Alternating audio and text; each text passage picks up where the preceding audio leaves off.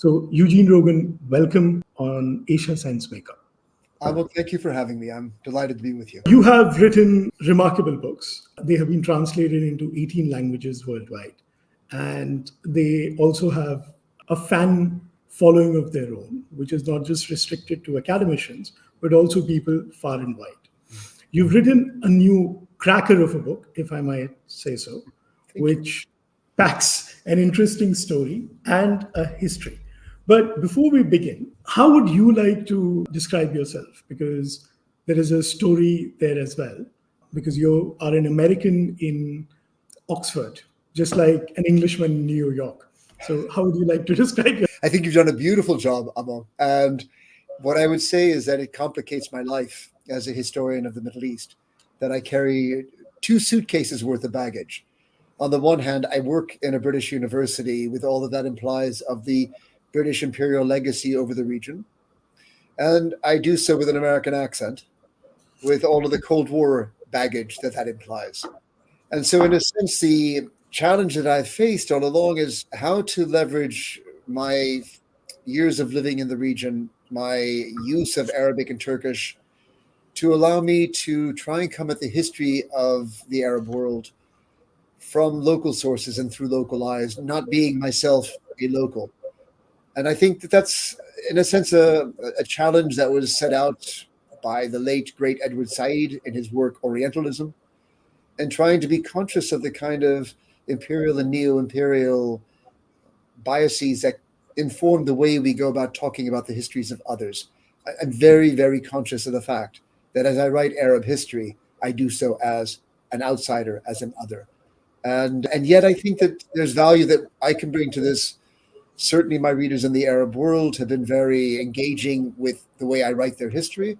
And I think that I can play a role as a bridge between a region that I have a very deep love for. I've spent a lot of my life in, and my own cultures in the European and American world. So that's where I situate myself as a historian of the Arab world. That is a beautiful intro to the discussion that we're going to have. So in this book as well, the role that is played by people who are not from the region is very, very strong. Mm-hmm. But before we get into the event per se, we have to get a sense of the old Ottoman world. Mm-hmm. You have done a fabulous job of describing it. There is a cast of characters. The French are involved, the English are involved, the Americans are involved. Mm-hmm. But above all else, the city. I've heard 2 or 3 interviews you've given on the book, and they've asked fascinating questions, and I think they've all been on point. But you describe the city and the segregation of the city. As a historian of this part of the world, tell us a little bit about old Damascus, which plays a very important role in just about everything else that is about to happen. Take us back to 1860, if you will. I know it's a hard task, but it's actually a captivating task. And I think it was one of the real pleasures of writing this book. One of the things I most looked forward to was being able to do a deep dive into the history of such a rich and fascinating city as Damascus. And you talk about old Damascus. Damascus was old even at the time that sort of the Hebrew Bible was being written. This is the city that the Roman Saul was blinded by the light and converted to Christianity in the 1st century. It was the city that the Prophet Muhammad did not wish to enter because he believed it was only right for a human to enter paradise once. He was going to wait until the afterlife and not visit it in his lifetime by going into Damascus. So by the time you reach 1860, it is the sheer antiquity of the city of Damascus. And the fabric of the city is shaped by ruins going right back to, Roman and Byzantine times. And all that history is omnipresent in Damascus. In writing the book, I actually treat Damascus almost as one of the characters of the city. And I try and capture the civic pride of they were so enamored of their city. The greatest punishment you could deal a Damascene who was found guilty of the worst crimes was to exile him, tell him he could never return to his home city again. He'd rather you cut out his tongue or blind his eyes than deprive him of the pleasure of being in his beautiful, and as they called it in Arabic, Dimashq al-Fayha, the fragrant city of Damascus. And I think it's the contrast of the desert and the greenery that makes Damascus stand out for 19th century observers. It's a city that is fed by rivers that pour into a desert landscape.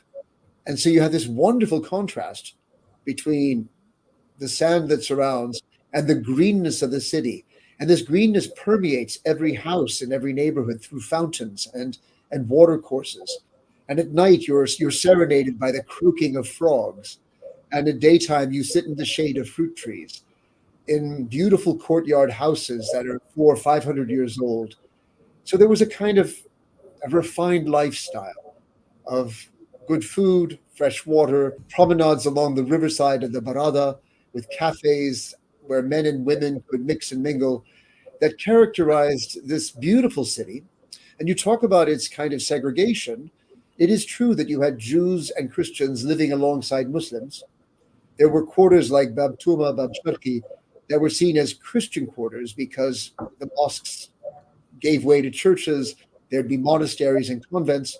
But all these quarters were inhabited by people of all faiths, and there was a real mixing and mingling, but at the same time, a high level of communal self-governance characterized the old Ottoman world, what was known as the millet system, in which Christians more or less governed themselves and collected taxes on behalf of the state under Christian personal status law, and the same for the Jewish community. So a high degree of cohabitation, of interaction. But in this city, the Muslims, the Sunni Muslims, were certainly the elite, the sort of most privileged citizens. Christians and Jews were respected and protected, but distinctly second-class citizens. And all of that begins to change of the pressure of outside forces that were taking a very long-standing social hierarchy and inverting it. And with that came tensions that grew increasingly murderous. Right. That is an element that keeps on coming up and building up, and we are going to get to that. I know that I'm protracting getting into the bit about the book, but I think there are topical announcements that have been made before we get seriously into the book. When one is reading, making a chronological assessment of what all you write about, something that keeps on coming up is the Ottoman Empire, especially the time that you're writing about. The Ottoman Empire is a bit frayed at the edges. What really was going on? I mean, you're very graphical in the detail about the governor in Egypt really not listening or heeding to the control from the Sublime Porte, and it had a domino effect. But what was going around in the bureaucracy at this point of time, from 1856 onwards, especially the 1856 reform that has happened? Yeah. Why don't you tell us a little bit about that? But I find that many in the West have a lazy habit of talking about the Ottoman Empire at this period as in a decline. So the decline and fall model of discussing Ottoman history. And with that, you can cloud the fact that the Ottoman Empire was still in mid-19th century, an empire that straddled 3 continents and was a very powerful state. But it was competing in a neighborhood in which other countries had a technological and military advantage. So the Russians were the closest and most dangerous neighbor, and they had been defeating the Ottomans militarily for over a century now. And I think Britain and France were at the lead of countries that, as their empires grew, were looking towards the Ottoman Empire as geostrategic territory that placed the Ottomans in a disadvantage. And they were in the 19th century trying to find a formula to allow them to defend their territories against both external and internal challenges, and to try and sort of make the most of their revenue base to be able to pay for the new technologies that were giving European powers a decided advantage, both in organization and in the conduct of war.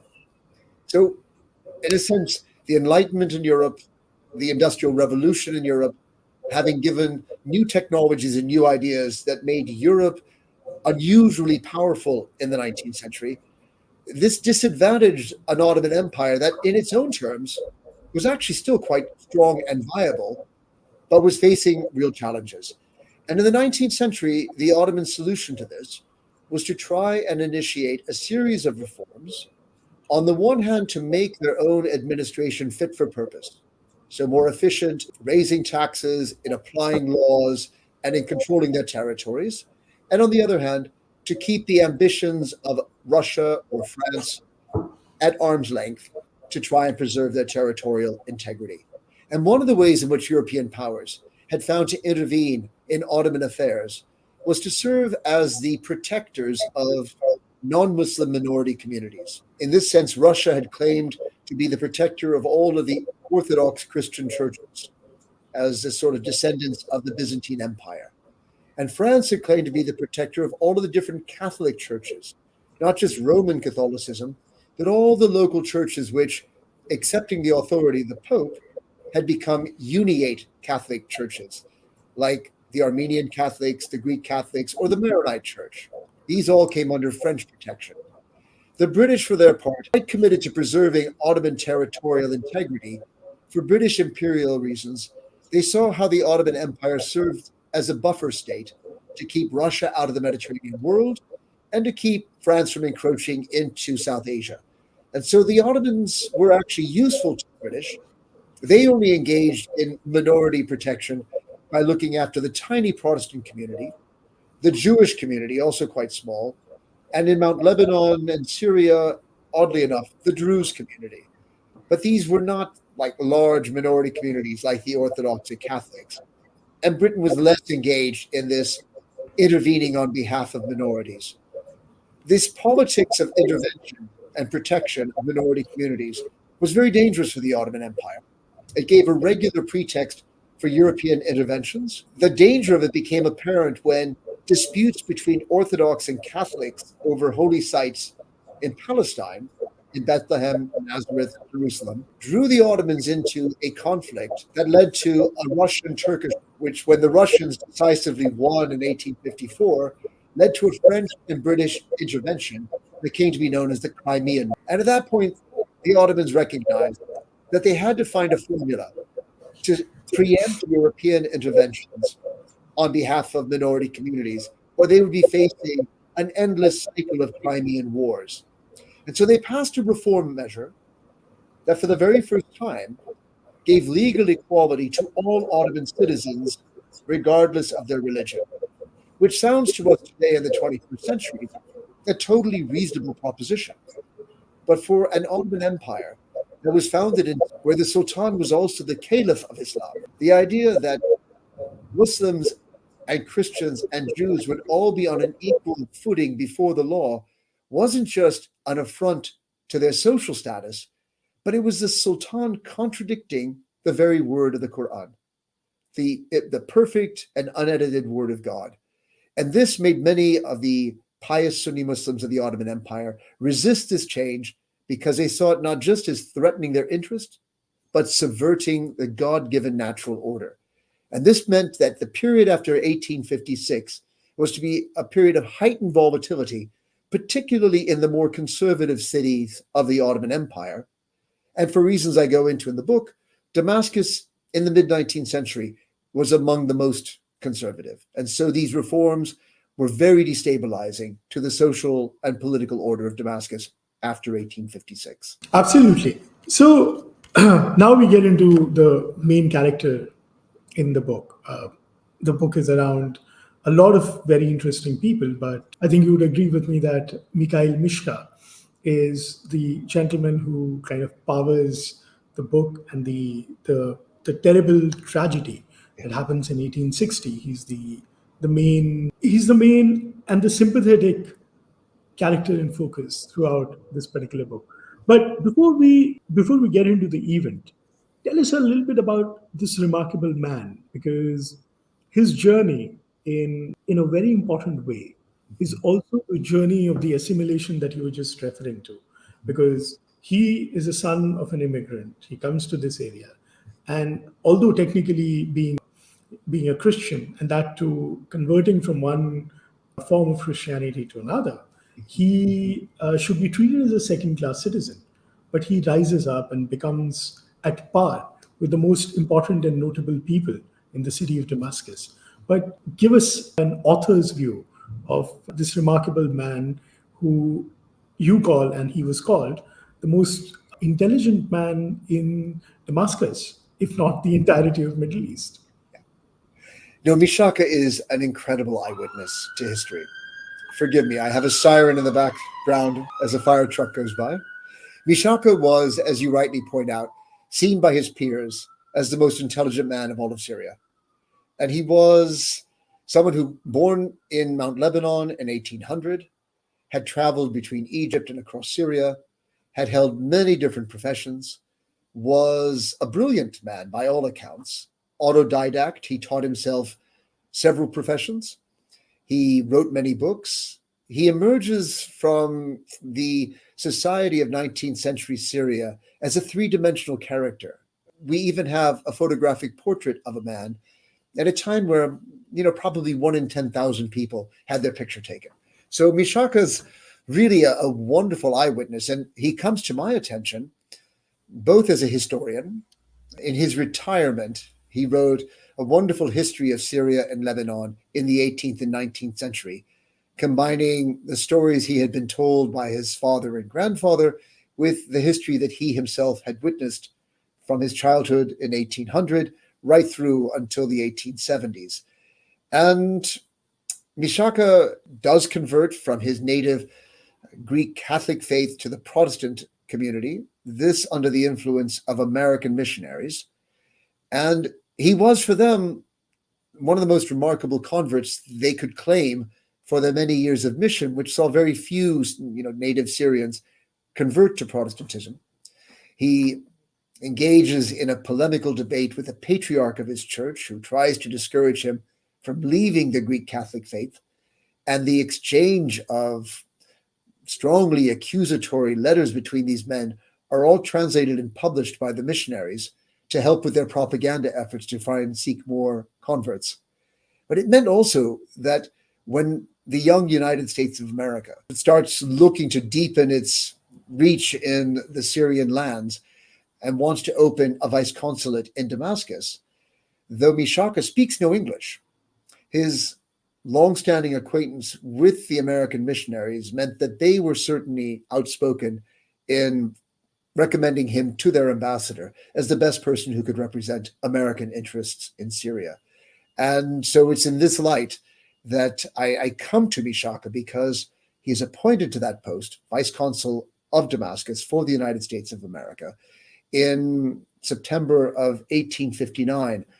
Just as the tensions in Damascus were beginning to boil, he is appointed and he begins to file weekly reports that recount the breakdown in order in Syria, the growing danger that he faces, until he himself is overtaken by the tragic events of the summer in 1860. But even more importantly, injured in those events, forced to stay in Damascus, he will remain and continue filing reports on the aftermath of the events and the reconstruction of the city and the reintegration of the Christian community for a decade after the events, which allows the book to be not just the terrible story of a descent into tragedy, but also the hopeful story of how, in the aftermath of tragedy, a city can rebuild, a community can be reintegrated, and how deeply divided societies can turn the page on a trauma to look forward to a better future. So the book starts rather badly, but at least it has a good ending. And I recommend all readers to stick with it right to the end. No, absolutely. In fact, it starts on a very bureaucratic note. The note being the problem that his appointment, I'm talking about his appointment as the US Vice Consul, all of the challenges that it raises within this very organized Damascene society. Because you could be a Christian and you could be treated fairly, but when you became a representative of a foreign power, you were to be treated equally. And that, I think, was one of the challenges that the elites of the Ottoman society at that point of time could not really fathom. When you are describing these pages, there is a very telling ambassadorial diplomatic visit to the governor. it's a very interesting note because the Ottomans did not really care much for the Americans at that point of time, although the Americans really cared for them. But the way the local governor, Ahmed Effendi Ahmed Pasha, goes out of his way and just tries to smooth everything over. I really would want to understand that because the Americans are not really somebody or not a country that the Ottomans really care for. But of course, that visit has a huge impact. What really drove that? Oh, it's such an interesting moment to approach the United States in the Middle East at a time where the United States simply wasn't a player. You have to remember that in 1859, 1860, the USA had only just become a country that spanned East Coast to West Coast, but still a state, 30 odd states to the USA, not a Mediterranean power in any sense of the word. For the Ottomans, they were a curiosity, but certainly not a power to be considered. And the very fact that the United States saw fit to hire a local Syrian to represent them in a city, a provincial capital like Damascus, suggested to the Ottomans that this was not a very serious country. And for the governor in Damascus, it's very clear from the resistance he shows to accepting the accreditation of a native Syrian Christian as vice consul, so head of a diplomatic mission in his city, tells you how much he was resisting the idea that Christians could rise to the equal footing with Muslims. He's really resistant to that change in the social order in which Sunnis saw themselves quite rightly as the protected community of the Ottoman Sultanate, and that the Christians would be second-class citizens. So he simply didn't want to recognize that a Syrian Christian was now of ambassadorial standing or high diplomatic standing and would not return his visit, accept his credentials, and allow him to perform his work. And this meant that Mishaqa, immediately after taking up his post in 1859, is already beginning to fail in some of the important diplomatic issues confronting the young United States of America. One had to do with a consignment of wool that was being blocked by the British. They're clearly competing over primary sources of, use to industrial outlets like wool. And then the other had to do with a confrontation between Protestant missionaries in the neighboring town of Zahle on the eastern side of Mount Lebanon, where the culprits had fled into the province of Syria, and the Americans were keen for them to be arrested and taken before justice for the damage done to American missionary interests in Zahle. And Mishaqa simply couldn't get the governor to meet with him to take these issues seriously and was failing in his job. And he's filing ever more desperate reports back to Beirut, which go back to Constantinople or Istanbul, where the American ambassador decides quite abruptly just to get on a ship, sail to Beirut, and with very little warning presents himself in Damascus to resolve the outstanding tensions. And I think the visit of an ambassador from Constantinople was sufficient to make an impression on the recalcitrant governor of Damascus, Ahmed Pasha, to grudgingly accept Mishaqa's role in his city. And in this way, in a kind of grudging way, the issue was resolved. But the tensions were still there. And I think in that, it's a good place to begin our study of what was breaking down in the social order in Damascus at that level of the governor and a vice consul of a Western state that might have shed light on our understanding of how order was breaking down between the Muslim majority and the Christian minority in Damascus at that time. Absolutely. And after that, the problems are solved to a certain extent, but not fully, because the protocol had it that you had to go call on the governor, the judge, and the treasurer, and they had to come back and visit you at your residence as the vice consul or any of these high diplomatic positions. I don't think it happened with Mikhail Mishka, but he was told by the judge that, look, I would really want to call on you, but perhaps some other time. At this point of time, while I was reading the book, a question that kept on coming up, because when you are giving acknowledgements, you give acknowledgements to the state archive. And the Ottoman Empire, unlike, say, their equivalent at that point of time in India, the Mughal Empire was well documented, but they were not clerical in their approach. So a lot of the papers, I'm presuming, have gone missing. But the Ottomans had a very well-devised system for collecting inputs, collecting information from different parts of the empire, and keeping it centralized. Hence, the complicated bureaucracy. But a sense I get from 1856 all the way to the entry of Fuad Pasha in Damascus after the events of 1860 is the social contract between the people of Damascus and their rulers, but also between one important bureaucrat. I'm presuming Ahmed Pasha was an important bureaucrat, being a governor of a very important city, and his boss in the hierarchy. So, how was it that the Ottomans just did not see this break happening? Well, I think what we see in the tensions between the governor of Damascus, Ahmed Pasha, and his higher ups in Istanbul or Constantinople really reflects on elite resistance to reforms. And we mentioned the 1856 reform and how, because it was not just challenging the social hierarchy, but it seemed to be an act against religion by contradicting elements of the Quran that distinguish between Muslims and non-Muslims in very clear ways.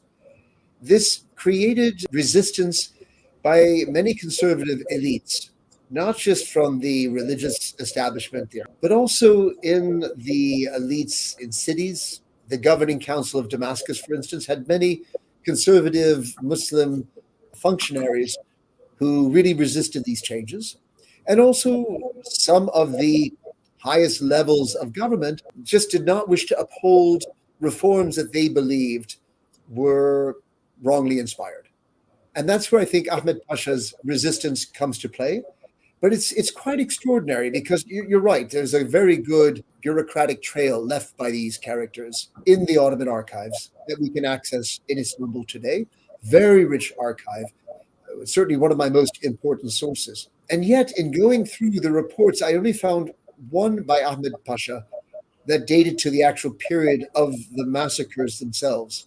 And when you read the way he described what was happening in the breakdown in order, you have a sense that the governor himself was almost detached from reality. It was like, pardon my frivolity, but like the man was on drugs. He simply did not seem to have a grasp on the reality of the violence that had been unfolding on his watch. And many, including Mishaqa, saw the violence as something which he had actively aided and provoked rather than intervened to prevent. So his role is very unclear in this, and there's nothing that he writes that reassures you that he was operating in the interest of upholding order in his city or in his province. He seemed almost willing to allow chaos to unfold, as if to demonstrate that the reforms were responsible for chaos that was beyond his own control. But there I'm left to interpret between the lines. He certainly didn't say that himself, but we know that at the end of these events, he would be arrested by the authorities. He was put on trial. And ultimately, he was executed for his failings as governor in not preventing the violence that unfolded in Damascus. So the violence of 1860 is also, or rather the city, and the reason I began the conversation with the city is because there was, yes, segregation, but there was also a very clear line of religious demarcation that was happening. And there were a lot of religious groups, even within the Muslim community, that were operating. I think I would like you to shed some light on the role that the specific learned Muslim scholars in trying to make or resist the reforms of the 1856 reforms, and how that translated into a tense situation in 1859. Because then, just like John Reed wrote about 13 days that shook the world, you have 8 days that shook the Ottoman Empire. And if I were to read newspaper today, I think I could just change the date, and a lot of the same things continue to happen. So things have changed, but they've not really changed a lot. What was the role that the religious authorities were really playing in this? And how do we hold them accountable? It's a very difficult question for us to answer because perhaps the most critical sources about the role of the Muslim religious elites in Damascus in the events comes either from European consuls. The European consuls in the aftermath of the events emerged as very bloody-minded individuals. They clearly wanted to see a lot of capital punishment, that the violence done against Christians required violence done against Muslims to even the score. And, I reproduced some of the absolutely ridiculous plans put forward by British or French consular officials recommended to the Ottomans as their way of solving the crisis of Damascus. And, it was hardly balanced or wise judgment. One, the British minister recommended vacating all the Muslims from the Muslim quarters of Jerusalem to hand their houses over to the surviving Christians of Damascus, as though this would in some way punish Islam and, compensate Christians for their suffering while restoring Jerusalem to Christendom in a way that hadn't existed since the Crusades, which frankly only a European potentate in the 19th century could have seen as a good outcome. Certainly no one in the rest of the world would have thought going back to the medieval violence of the Crusades would be a good solution. The French, for their part, wanted to take hostages and execute them if they did not yield all their wealth to compensate the Christians for the violence that they had suffered. So, the Europeans were themselves very bloody-minded, and they took particular offense against what they perceived to be the role of key members of the religious establishment in Damascus in what they said was aiding, abetting, and encouraging violence during the 1860 massacres. But the truth of the matter is the Ottoman authorities convened a tribunal and they pressured Damascene notables for all they were worth to try and get people to give evidence against the leading religious scholars of the city, to implicate them in the violence. And they could not find anyone who would testify that, the imam, the mufti, were themselves actively responsible as the European consuls claimed they were. So I have a hard time taking the position of European consuls in confirming that some of these leading religious figures were actively responsible. But there's a lot of circumstantial evidence to suggest, well, certainly that the Ottoman authorities suspected that they were, and Christian eyewitnesses were definitely accusing, as I said, the imam, the mufti, of responsibility. But there were also, it's important to state this, the reason why so many survive is because of the intervention of Muslim notables to protect their Christian neighbors. And none more so than the Emir Abdul Qadir, who came to Damascus as a refugee from the French War of Conquest in his native Algeria, where he had led the resistance. And he was to emerge as one of the notables of Damascus and one of the Islamic scholars of Damascus. And he was appalled by the violence, and he rallied. He had over 1,200 Algerian veterans who were still with him in Damascus in exile, on his payroll and armed by him and by the French authorities. And they become a force that are effective in intervening to protect the Christians of Damascus and take them to safe houses and ultimately to the safety of the citadel. And we can say that 85% of Damascene Christians survived these events through the intervention of the Muslim notables of the city. So it's a bit of a mixed report, if you like. I can't really say it's Islam versus Christianity. There were certainly Muslim in the mob who were responsible for the killing, and no doubt there were Muslim leaders who were encouraging this. But it doesn't allow us a neat and tidy division of the city. Muslims were certainly part of the tensions that gave rise to a massacre. They were part of the solution that rescued so many Christians from the massacre. Absolutely. I absolutely agree with you. The reason I wanted to kind of understand this in detail is because the tension hangs heavy in the book when we come to the events around 1860. But when it comes, it actually happens like most of these tragic events in history, the wars that have started, they've started out of nowhere. So for those of us who are going to be, I've read the book, but for those who are going to be listening in and then going to grab a copy of the book, why don't you tell us a little bit about how did the 1860 event start and what was it that they wanted? Because it was not very clear at any point of time that they had a concrete set of demands, apart from they just wanted to get rid of every Christian or every non-Muslim person, but specifically the Christians. Well, I'm particularly interested to hear the comparative perspective of how this would compare to mixed communities, for instance, in South Asia, which is also known times of great tension and violence between different communities. I think that there's an interesting comparison to be had here when circumstances lead one community to be perceived as an existential threat by another. And as you'll recall from the book, I wind up referring to such moments where a community is defined as an existential threat, as giving rise to a moment in which extermination seems to be a reasonable solution. And it's that exterminationist mentality I describe as a genocidal moment. It's not to say that genocide hangs over these communities all through history, but there is a special intersection of circumstances that makes the target community, in this case, the Damascene Christian community, appear an existential threat to the Muslim majority.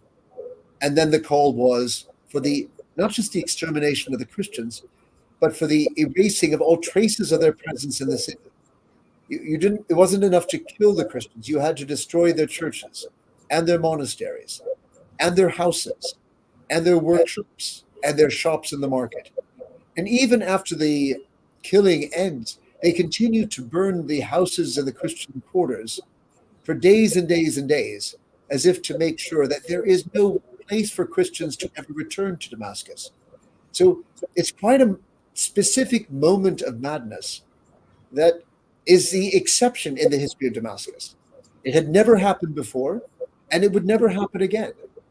And then your question is, what gave rise to this perception that the Christian minority so threatened the interests of the Muslim majority that they were seen as an existential threat? And in the early chapters of the book, I point to things like changing patterns of trade that were actively disadvantaging the livelihoods of the Muslim majority. And the only beneficiaries were Christian households that were increasingly being made agents of European trading companies who were growing richer and more prosperous, in a sense, at the expense of their Muslim neighbors. A second element was the arrival in Damascus in the 1840s of European and American consuls. And this new diplomatic presence introduced a kind of bias in legal rights of not just the diplomats, but all of the local Christians they hired to assist them in their work as clerks, as guards. These people all came under the same extraterritorial privilege as the Europeans themselves, indeed European subjecthood or citizenship. And these people then began sharing the benefits with their families and relatives. So you had a whole new group of these minorities who began to not only exercise the privileges of Europeans, but then began to change their behavior. They became more assertive. They became more demanding. They became arrogant. And this creates a real tension. And then I think the third thing is, at the same time, and for very different reasons, you have tensions emerging between the Maronite Christians of Mount Lebanon and the Druze community of Mount Lebanon, the Druze being a distinct religion that emerges from Shiite Islam in the 12th century through to the 16th, 17th century, emerging as a very clearly elaborated religious community of its own. And these two communities, the Maronite Christians and the Druze, had created the kind of social and political order that was particular to Lebanon and had led these two communities to live in close harmony, where at each level of the pyramid, the very highest level of the princes of Mount Lebanon, you had both Maronite and Druze families. And at the sort of feudal level of sheikhs, equally, you had Druze family and Maronite families, and then the 85% of the population that were farmers or artisans, they too were equally divided. So religion wasn't dividing principle, it was instead the kind of social hierarchy. And this is broken in the 19th century by a series of changes. The Egyptian occupation, you referred to the ambitious Egyptian governor who plays Maronites against Druze, creating a kind of sectarian tension between communities that had never known sectarian division. And for very different reasons, the Maronites come to be perceived by the Druze as an existential threat. They see the Maronites as trying to push the Druze out of their ancestral homeland of Mount Lebanon entirely. And the Druze, in this case, are actually a smaller community than the Christians of Mount Lebanon. And they decide that in order to protect their lands, their livelihoods, against the threat that the Christians posed to them, they were going to need to resort to violence, to shock and surprise, and that they could not afford to lose a single engagement, and that they must pursue the extermination of their Christian enemies, certainly the men of fighting age, if they were to preserve their position in Mount Lebanon. So you had a genocidal moment in neighboring Mount Lebanon, just 50 kilometers from Damascus, that saw the Druze attack the Christians of Mount Lebanon in the very same summer of 1860, as the Druze identify their Christian existential threat, and the solution they pursue is extermination. And in Damascus, the conflict excites the angry and resentful Muslims of Damascus into what you could almost describe as a... And when the town of Christian-dominated falls to the Druze in June of 1860, shopkeepers begin to hang lanterns in celebration through the streets of Damascus. The authorities have to tell them to take them down. They're so excited. And I think if you had not had the violence in Mount Lebanon setting the example of extermination as the solution to your Christian problem, you might never have seen a massacre in Damascus. But it's that convergence of events that gives rise to this exceptional moment of violence in Damascus. And then it only took us, and the spark, as I did, was a moment where a group of Muslims, having drawn Christian crosses on the streets of Damascus to force the Christians to defile their religious symbol by walking over them, provokes overreaction by the governor, who arrests a group of youths, and the sight of young Muslims, their hands in manacles, taken to sweep away these chalk crosses from the Christian quarters. So outrageous, the volatile Muslim public of Damascus, that it sparks a riot, and the riot unleashes a massacre. And then we go into events. So we have the moments, and I think one of the principal consolations of this moment of madness, as you described, was that just about everybody that we have encountered earlier in the book, be it Mishaqa, be it Amir Abdul Qadir, they are all helping each other. I think the emir's place was where almost all of the European consulate and diplomatic agents were saved.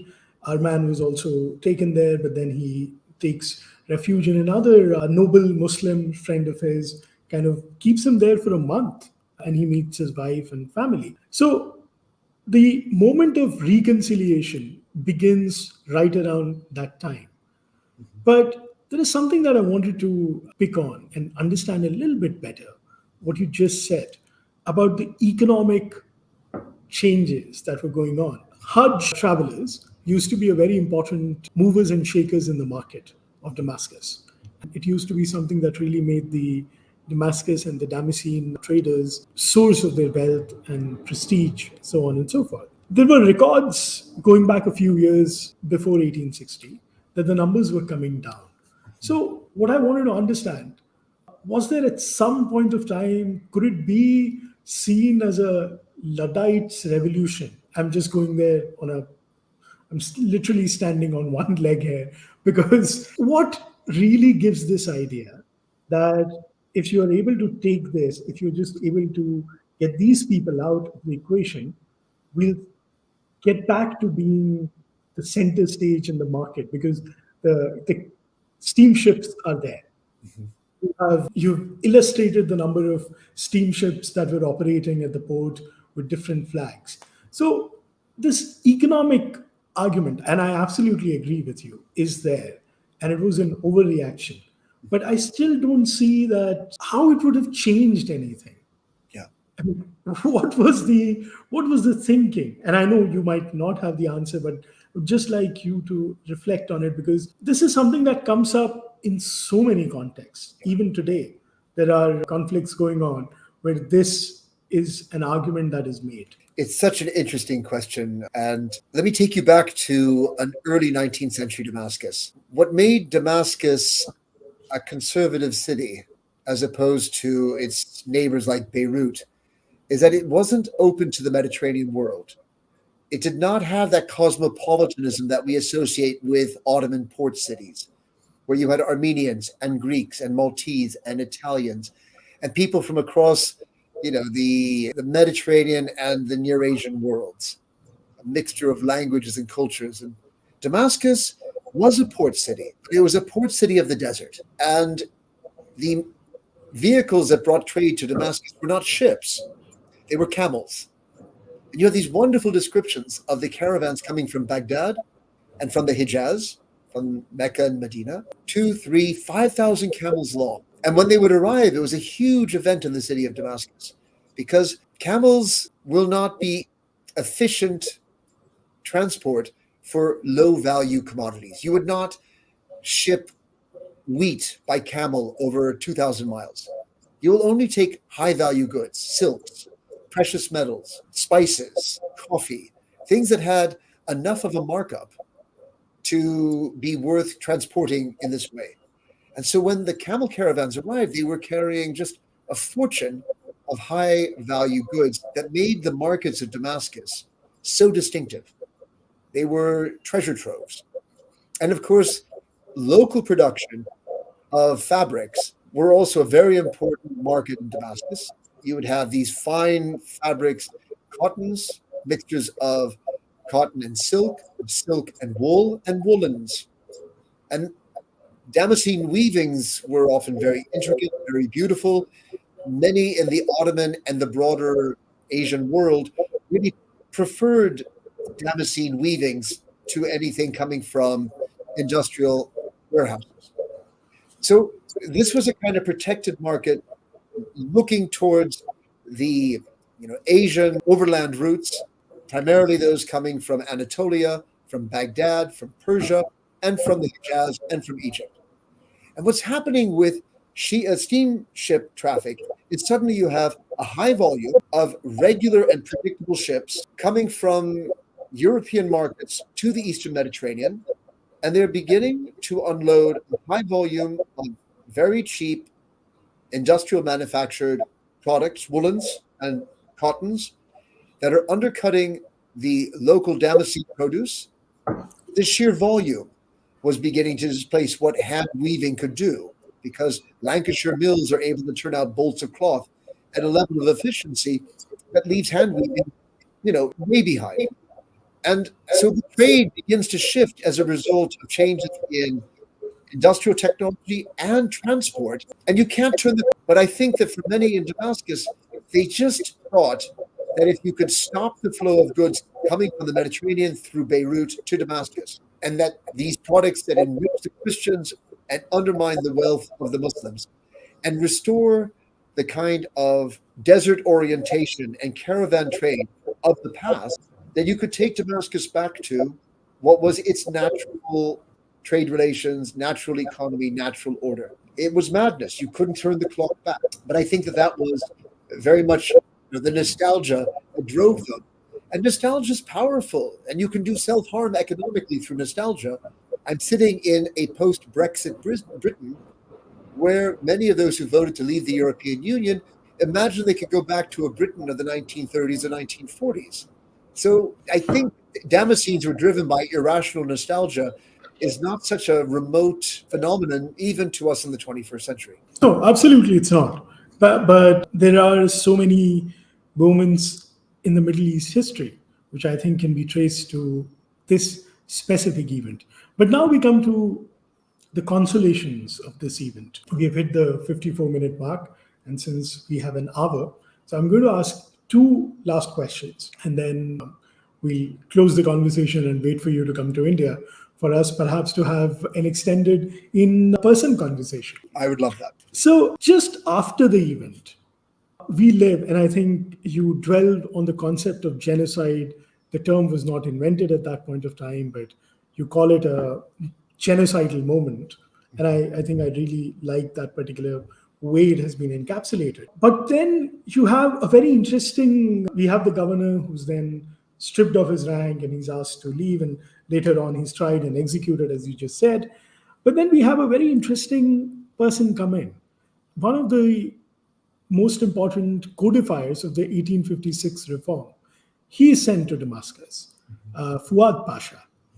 And Fuad Pasha refuses to wear his uniform because he finds this tragedy that has happened to be anti-Ottoman and anti-Islam also to a certain extent. Tell us about that moment of reconciliation that is happening, and what hope should we take today? So I'm going to do an inexcusable task rather than an inexcusable thing of asking you to, as a historian, to reflect on the present moment. Right. Is there a hope of reconciliation of the kind that we saw post 1860 today? Do we have Fuad Pashas and the other smattering, sterling cast of characters that we had in the city of Damascus at that point of time? At the time of writing the book, of course, the Gaza war had not happened.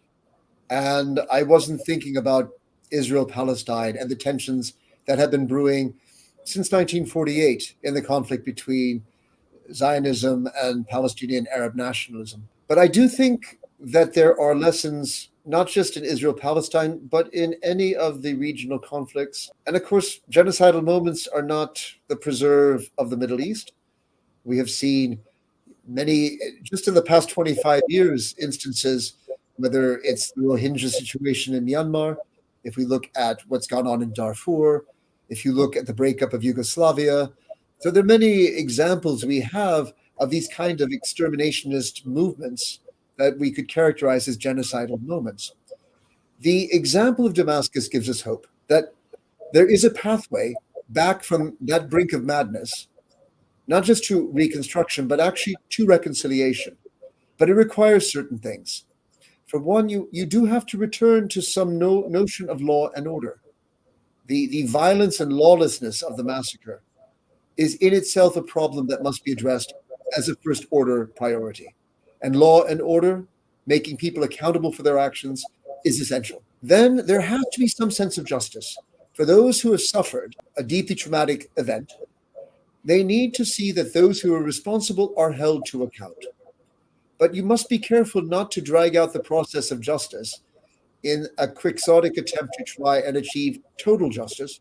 It must be enough justice to satisfy the wrongdoers that they mustn't return to wrongdoing, and the victims that their victimhood has been recognized. And then you must have in place some process to give people a dignified roof over their head and a means to go back to their economic activity so that they can return to a normal life, caring for their families and providing for themselves and their families' needs. These are fundamental needs without which you cannot return to stability.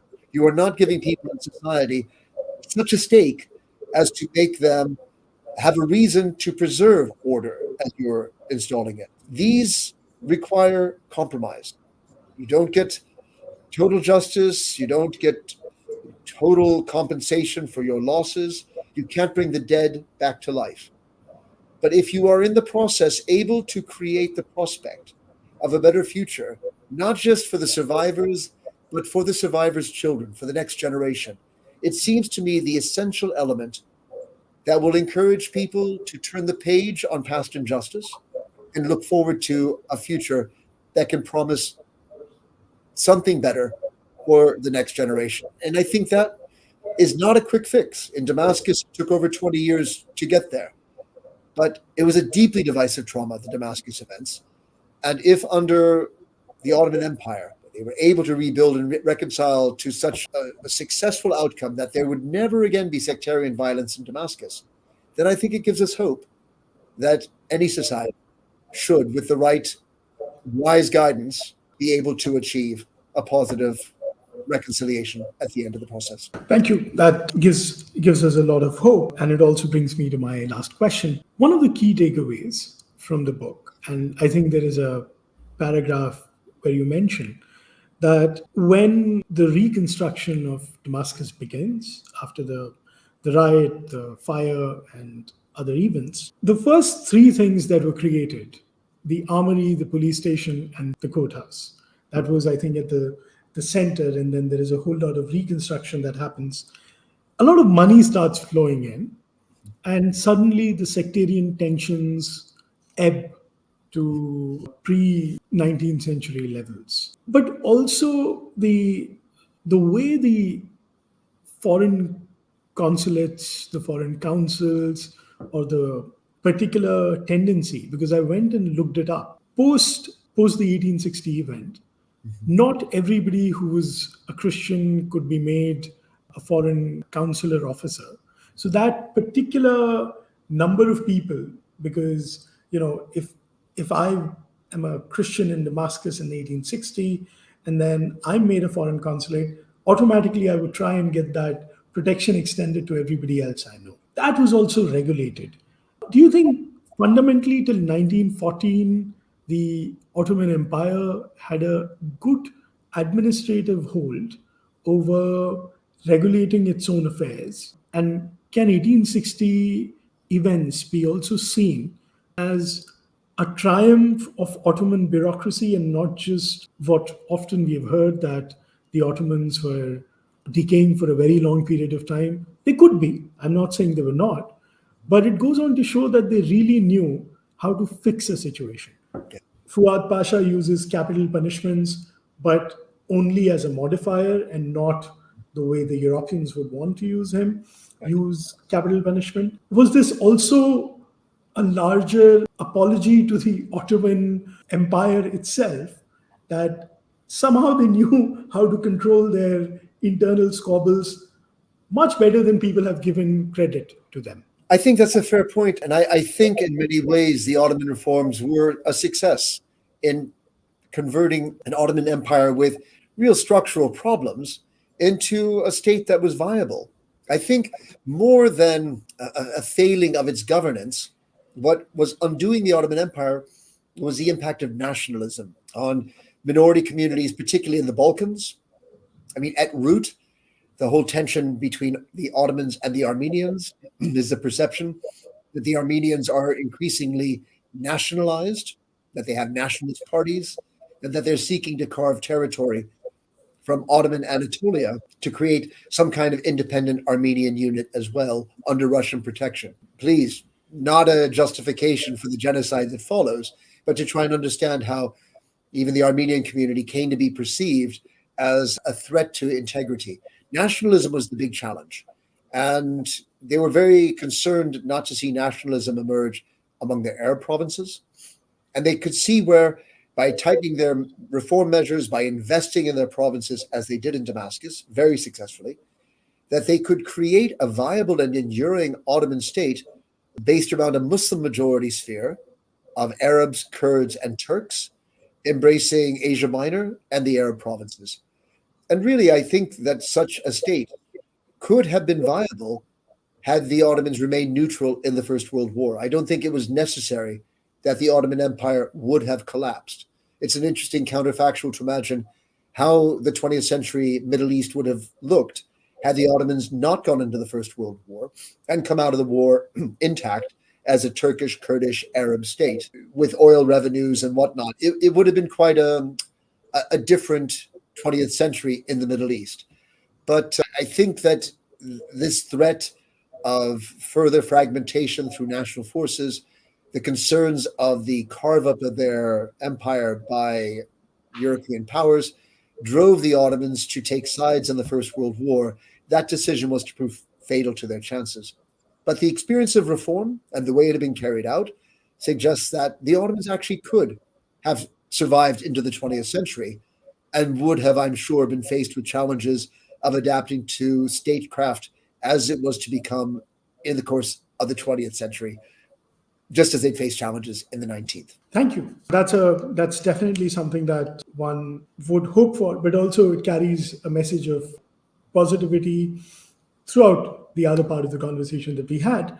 So, I'm so thankful that you took the time to do it in pretty busy schedule that you've been keeping. I'm going to ask you to do something that authors hate, but I think it's important. In a minute, how would you paraphrase the book for an interested reader? So the book... Sorry and apologies in advance for making you do this. No need for apologies. And first off, let me thank you for the great honor of inviting me onto your program and for the opportunity to address your listeners. It's really great to be with you. I see the book as, on the one hand, a study of a fascinating city undergoing tremendous pressures of change in its engagement with the modern age of the 19th century. And so that's one level. At another level, this is a history of what divides societies to the point of rupture and what the pathway back from such rupture would be. And so it is a study of those genocidal moments that have been a part of human history in Asia, in Africa, in Europe, and in the Americas. It's finally, I think, just a fascinating story informed by very strong narrative voices.